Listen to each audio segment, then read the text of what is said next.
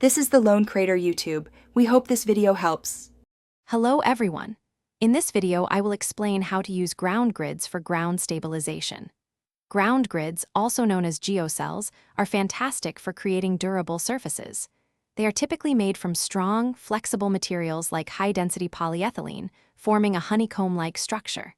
This design helps to confine fill materials, preventing them from shifting, rutting, or eroding. They effectively distribute weight across a wider area, making your driveways, paths, or slopes much more stable and long-lasting.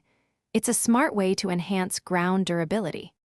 Before installation, careful planning and site preparation are key. First, measure your project area precisely to calculate the number of ground grid panels needed. Next, excavate the ground to a minimum depth of about 5 to 7 inches, depending on your grid's height and desired infill. Then, lay down a permeable geotextile membrane. This acts as a barrier against weeds and prevents your subbase from mixing with the native soil.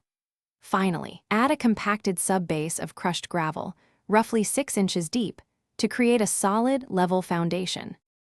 Now, let's get to installing the grids. Begin by unrolling your geotextile fabric over the prepared subbase, ensuring any seams overlap by at least 6 inches. Next, position the ground grid panels directly on top of the membrane, starting from a corner and working your way across. Gently expand each geocell panel to its full size, then connect adjacent panels using their built-in interlocking clips or a stapler. Finally, secure the entire grid system to the ground using landscape staples or rebar stakes, particularly around the perimeter, to prevent movement. With the grids in place, it's time for the finishing touches.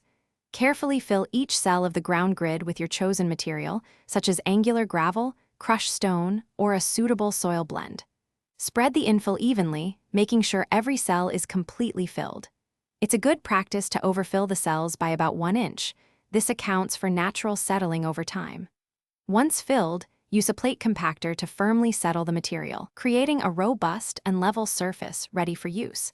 Enjoy your newly stabilized area. Thanks for watching. Consider subscribing if we helped you.